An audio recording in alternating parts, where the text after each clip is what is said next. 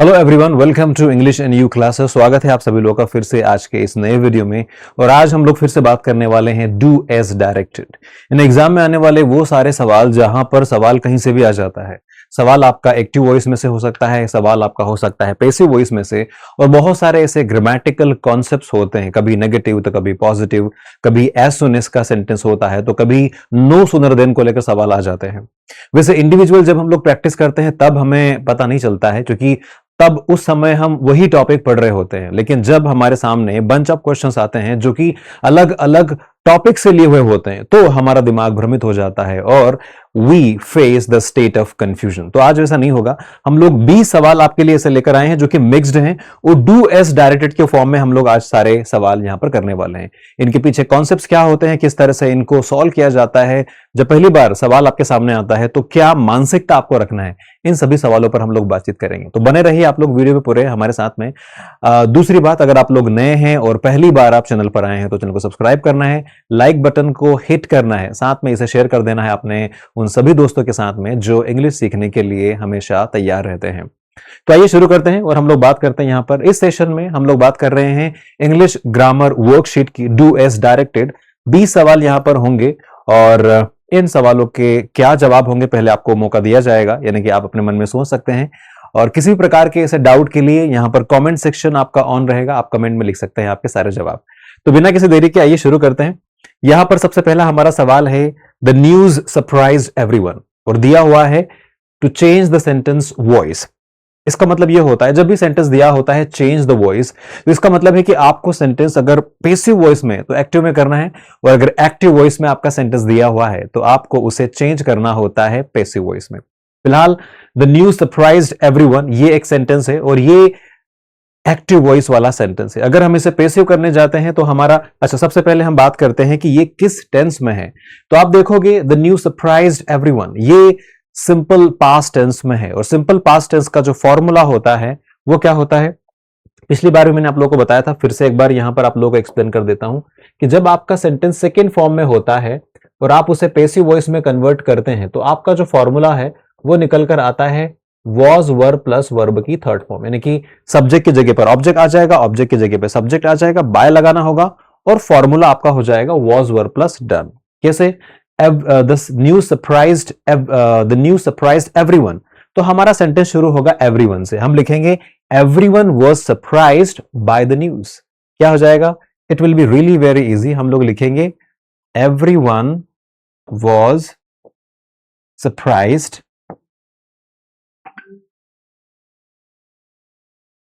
By the news. ये हो जाएगा हमारा जवाब। The news surprise everyone, everyone was surprised by the news. अब एवरीवन है इसलिए हमने वॉज लगाया, अगर प्लूरल होता तो यहां पर हम वर का प्रयोग करते। चलिए आगे बढ़ते हैं। यहां पर है change the narration. She said to me where are you going. She said to me, she said to me यानी मुझसे कहा गया है। शी सेड, शी यहां पर लड़की है जिसने मुझसे कहा है, तो यहां पर ये हमारी हो गई है रिपोर्टेड स्पीच, और रिपोर्टिंग स्पीच के अंदर एक क्वेश्चन है। और हमें पता है कि जब रिपोर्टिंग स्पीच के अंदर क्वेश्चन होता है तो क्वेश्चन वर्ड ही हमारा इन्वर्टेड कॉमा को ब्रेक करने का कारक बनता है। क्या होगा यहां पर? शी सेड टू मी, तो पहले ये क्वेश्चन है इसलिए हम यहां पर लिखेंगे शी, और क्वेश्चन है इसलिए आ शब्द का प्रयोग किया जाएगा। हम बोलेंगे शी आस्क्ड मी, और आपको पता होगा कि आस्क के बाद में टू नहीं आता है, से के बाद में, सेट के बाद में टू आता है, टेल और टोल्ड के बाद में भी टू नहीं आता है। लेकिन यहां पर आप देखोगे सेट के बाद में टू है और आस्क्ड और टोल या टेल इसके बाद में कभी भी टू नहीं आता है। तो हम यहां बोलेंगे शी आस्क्ड मी, और उसके बाद में हम बोलेंगे वेयर आर यू गोइंग। तो ये वेयर हमारा हो जाएगा यहां पर लिंकिंग वर्ड वेयर, और आर यू गोइंग मतलब मुझसे कहा गया आई, तो यहां पर मैं क्या बोलूंगा? Where I was going. Where was I going भी नहीं होगा, क्योंकि जब हम इन्वर्टेड कॉमा से क्वेश्चन वर्ड को हटाते हैं और चूंकि यहां पर हमने ऑलरेडी एक क्वेश्चन वर्ड ऐड कर दिया है तो फिर हमें इसे क्वेश्चन बनाने की जरूरत नहीं पड़ती है, हमें सेंटेंस को सिंपल लिखना होता है। तो क्या हो जाएगा? She asked me where I was, और ये हो जाएगा आपका गोइंग। तो पूरा सेंटेंस क्या होगा? She said to me where are you going, जिसका जवाब हो जाएगा she asked me where I was going. कोई क्वेश्चन वर्ड भी लास्ट में आपको लगाने की जरूरत नहीं है। बढ़ते हैं क्वेश्चन नंबर 4 की तरफ। Fill in article. अब यहां पर आपको बताना है कि आर्टिकल क्या आएगा। आप लोगों ने आर्टिकल पढ़ा होगा, हमारे बहुत सारे ऐसे वीडियोस हैं जहां पर हमने आर्टिकल पढ़ाया हुआ है। यहां पर है ही इज यूरोपियन। अब यूरोपियन के आगे बहुत सारे लोगों को कंफ्यूजन होता है कि एन आना चाहिए, जो कि यहां पर ई है। लेकिन जब आप यूरोपियन हिंदी में लिखोगे या जब उसका उच्चारण करोगे तो यू यानी कि यह शब्द निकल कर आता है, जो कि कंसोनेंट है, इसलिए यहां पर आ जाएगा आपका A. He is a European scholar. Question number 4 पर आते हैं। Neither of the boys be present today. अब यहां पर आपको जो ये बी फॉर्म है इसको करेक्ट करना है कि यहां पर क्या आएगा। बी तो आएगा नहीं। Neither of the boys, either of the boys, neither. मैंने कहा है आपको पहले भी कि ईदर और, neither nor, either neither, either of the. तो इस प्रकार के सेंटेंस जब ऑफ लग जाता है तो ऑफ के बाद वाला जो नाउन है वो प्लूरल होता है और हमारी वर्ब जो होती है वो सिंगुलर हो जाती है। तो क्या बोलेंगे यहां पे, नीदर ऑफ द बॉयज, और यहां पर हम लिखेंगे इज बी की जगह पे आपको लिखना होगा इज। वॉज, वर क्यों नहीं आएगा, पहली बात वॉज क्यों नहीं आएगा, जो कि बी है, प्रेजेंट में है। और यहां पर वर इसलिए नहीं आएगा क्योंकि यहां पर नीदर का प्रयोग किया गया, नीदर ऑफ द बॉयज, यानी कि दोनों बॉयज में से एक भी नहीं, तो सिंगुलर का यहां पर प्रयोग किया जाएगा। तो ये 4 सवाल हमारे यहां पे पूरे हो गए। हम बढ़ते हैं अगली स्लाइड पे। यहां पर फिर से हमारे सामने 4 सवाल है। No sooner did the bell ring then the student left. अब यहां पर कहा गया है कि इसे आपको एज सुन एज यूज करके बनाना है। सिंपल है, इसका मतलब होता है कि जैसे ही घंटी बजी बच्चे चले गए। देन, अब नो सुनर के साथ हम जानते हैं कि देन का प्रयोग किया जाता है, लेकिन एज सुन एज के साथ में नहीं होता है। तो हम लिखेंगे यहां पर एज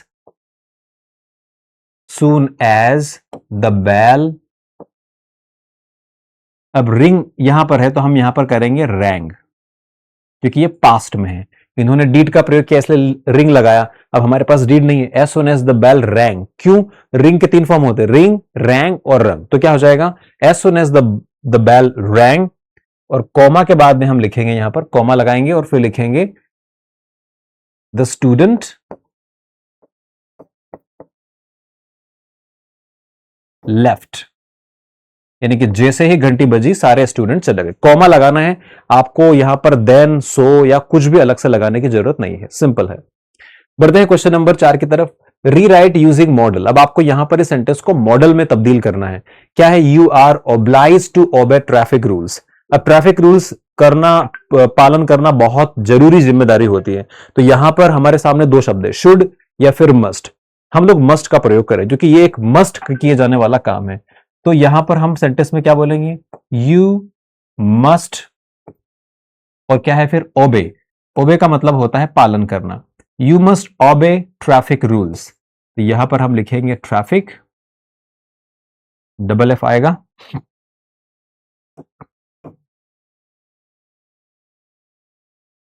और फिर हम बोलेंगे रूल्स। ठीक है, तो ये हो जाएगा you must obey traffic rules. Question number 7 देख लेते हैं। Change to exclamatory. अब यहां पर एक्सक्लेमेशन में आपको चेंज करना है। पार्ट्स ऑफ स्पीच के दौरान हमने पढ़ा था कि एक्सक्लेमेशन वर्ड्स होते हैं, जैसे कि वाओ, व्हाट, हुर्रे, अलास। अब यहां पर ये जो चीजें हैं ये पॉजिटिव है। It is a very beautiful night.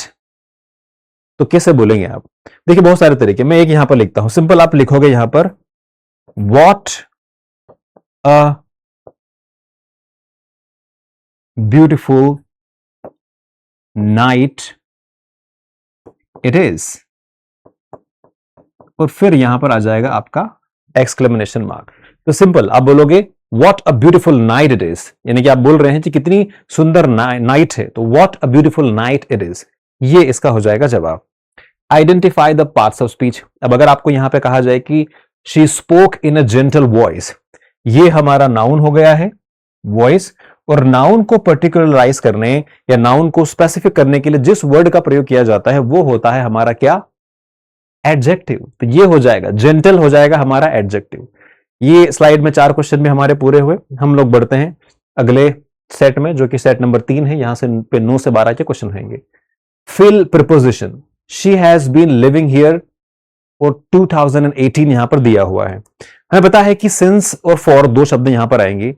For का प्रयोग हम लोग टाइम ऑफ ड्यूरेशन के लिए करते हैं, वहीं पर सिंस का प्रयोग हम लोग करते हैं कब, जब टाइम ऑफ पॉइंट को लेकर बातचीत की जाती है। टाइम ऑफ पॉइंट यहां पर क्या है, तो यहां पर 2018 टाइम ऑफ पॉइंट है, इसलिए हम लोग यहां पर जाएंगे सिंस में। तो हमारा जवाब क्या हो जाएगा, हमारा जवाब हो जाएगा यहां पर सिंस। हम लोग सिंस के साथ में जाएंगे। ठीक है, आगे बढ़ते हैं क्वेश्चन नंबर 10 की तरफ। Combine with conjunction, work hard you will fail, work hard you will fail. अब यहां पर क्या होगा, मेहनत करो या फिर फेल हो जाओगे।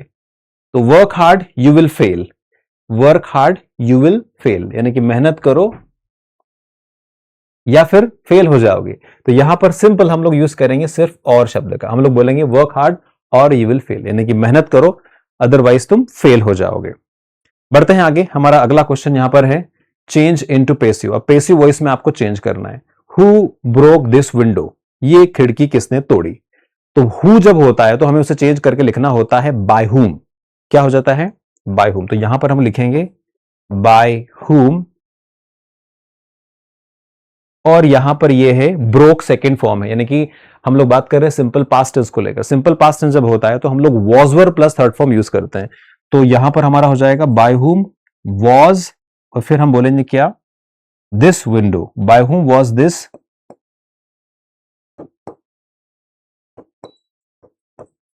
Bye whom was this window, और फिर हम लोग लिखेंगे यहां पर ब्रोकन। क्या हो जाएगा, ब्रोकन। तो हमारा जवाब हो जाएगा who broke this window, by whom was this window broken. Simple है, who broke this window, by whom was this window broken. बढ़ते हैं आगे, कंबाइन विथ कंजंक्शन, ये तो हो गया है। फिर है indirect speech, teacher said the earth revolves around the sun. अब यहां पर सेंटेंस हमारा पास्ट में है, रिपोर्टेड स्पीच आपकी पास्ट में, टीचर सेड यानी कि टीचर ने कहा था कि अर्थ पृथ्वी के चारों ओर चक्कर लगाती है।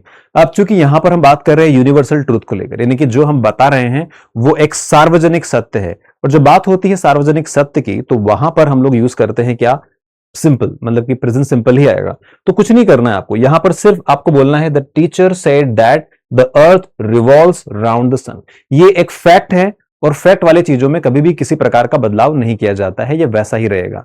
तो सिंपल सेंटेंस वही रहेगा, the teacher said that the earth revolves around the sun. ये हमारे तीसरी स्लाइड यहां पर कंप्लीट हो जाती है। हम लोग बढ़ते हैं आगे, और यहां पर है हमारा part 2 set number 4, question number 13 to 16। क्या है पहला question, no other metal is as heavy as lead. तो यहां पर कहा गया है कि लेड से ज्यादा हेवी कोई मेटल नहीं है, कंपैरेटिव डिग्री यहां पर है, हमें इसे चेंज करना है सुपरलेटिव डिग्री में। कैसे होता है, सुपरलेटिव डिग्री में हमें सबसे पहले यूज करना होगा यहां पर लीड को लेकर। तो हम बोलेंगे यहां पर लेड इज, अब चूंकि प्रेजेंट में है, इज लिखा यहां पर, और इससे पता चल रहा है कि सेंटेंस हमारा प्रेजेंट में है, तो हम इसमें प्रेजेंट को लेकर बातचीत करेंगे। कैसे होगा, देखिए हम बोलेंगे लेड इज द, और फिर हम यूज करेंगे heaviest metal, lead is the heaviest, और उसके पहले हम लोग यहां पर यूज करेंगे ऑल, क्योंकि यहां पे सभी को बात की जा रही है। Lead is the heaviest in all the metals, सभी मेटल को लेकर यहां पे बातचीत चल रही है, इसलिए हम लिखेंगे मेटल्स। सेंटेंस क्या हो जाएगा, no other metal is as heavy as lead, lead is the heaviest in all the metals, या lead is the heaviest metal in all the metals, दो बार भी लिख सकते हैं आप। क्वेश्चन नंबर 14 में जाते हैं, this is the boy won the trophy. अब यहां पर आपको रिलेटिव प्रोनाउन लगाना है, और आपके सामने अगर ऑप्शन आता है तो शायद वो हु या हुम को लेकर आएगा। सिंपल है, जब वर्ब आती है तो हमें यहां पर हु का यूज करना होता है, हु जिसका मतलब होता है जो। दिस इज द बॉय, ये वही लड़का है जिसने ट्रॉफी जीती है या जीती थी। क्वेश्चन नंबर 15 यहां पर है, रिमूव टू। अब यहां पे आपको टू हटाना है। अब ये नेगेटिव सेंटेंस है, he is too walk to, he is too weak to walk. जब आप इसका टू हटाएंगे तो फिर क्या करना होगा आपको, यहां पर आपको लिखना होगा ही is so weak that he can't, he's so weak that he can't walk। वह इतना कमजोर है कि वह चल नहीं सकता है, और इस लाइन का मतलब भी वही निकल कर आता है, he is too weak to walk, he is so weak that he can not walk. Can not इसलिए लिखा है यहां पर क्योंकि यहां पर ये प्रेजेंट में था। बात करते हैं अगले क्वेश्चन की, let us started let us started the meeting. अब यहां पर आपको ऐड करना है क्वेश्चन टैग। जब इस प्रकार का होता है लेट के साथ जब हम बनाते हैं तो वहां पर एक ही शब्द का प्रयोग किया जाता है और वो होता है शैल वी। यहां पर आपको लिखना होगा शैल वी और क्वेश्चन मार्क आ जाएगा। Let us start the meeting shall we. है ना, आप देखते हो कई बार मूवीज में भी ऐसा होता है कि मीटिंग के लिए हम लोग वो तैयार होते हैं, बोलते हैं कि लेट्स बिगिन द मीटिंग, और फिर वो बोलते हैं शैल वी, यानी कि आओ शुरू करें या करें कि नहीं। तो ये हो गई हमारी चौथी स्लाइड जहां पर 13 से नंबर 16 तक क्वेश्चंस थे। ये आखिरी स्लाइड है, यहां पर 4 क्वेश्चन है और मैं चाहता हूं कि ये 4 क्वेश्चन आप लोगों को होमवर्क में दिए जाएं। आप ध्यान से देखिए इन चारों सवालों को। पहला सवाल यहां पर है, in spite of being poor he is honest. ये एक सिंपल सेंटेंस है, इसे आपको कंपाउंड सेंटेंस में चेंज करना है। ठीक है, तो ये पहला सेंटेंस है। दूसरा सेंटेंस यहां पर है, correct tense form, they play cricket since morning. अब यहां पर आपको सिंस मॉर्निंग दिया हुआ है और आपको बताना है कि कौन सा टेंस यहां पर आएगा, उस टेंस में आपको इसे कन्वर्ट करना है। Unless you study hard you will fail, और यहां पर आपको इसको आइडेंटिफाई करना है क्लॉज को। यहां पर क्लॉज कौन सी है आपको बताना है। क्वेश्चन नंबर 20 यहां पर है, use gerund form, he hates tell lie, और इसका जेरेंड जब कन्वर्ट करेंगे तो क्या होगा। तो ये 4 सवाल आप लोगों को होमवर्क के रूप में है, आप लोग इसे नोट डाउन कर लीजिए और आपको कमेंट में लिखना है। अगले वीडियो में, अगला वीडियो शुरू करने से पहले इन 4 सवालों के जवाब पे हम लोग बातें करेंगे और फिर इसका जो थर्ड पार्ट है डू एस डायरेक्टेड का वो हम लोग लेकर आएंगे। तो कमेंट में आप लोगों को बताना भी है कि कैसा लगा आपको आज का वीडियो, क्या इस प्रकार के और वीडियोस हमें लाना चाहिए जिससे आपकी प्रैक्टिस और ज्यादा हो, और क्या इस प्रकार के वीडियो से आपको जो बल्क में आप लोग प्रैक्टिस करते हैं, टॉपिक वाइज प्रैक्टिस करते हैं, उसमें सफलता मिलती है। तो जो भी आपका ओपिनियन है आप लोग चैट में जरूर लिखें, कमेंट में जरूर लिखें। I will definitely make a next video for this one and I will be waiting for your comments. So by the time, thank you so much for giving your time and to watch this video. We'll see you in the next video. तब तक के लिए ध्यान रखिए, हंसते रहिए, मुस्कुराते रहिए और English and you के साथ English सीखते रहिए। We'll see you in the next video and have a happy time.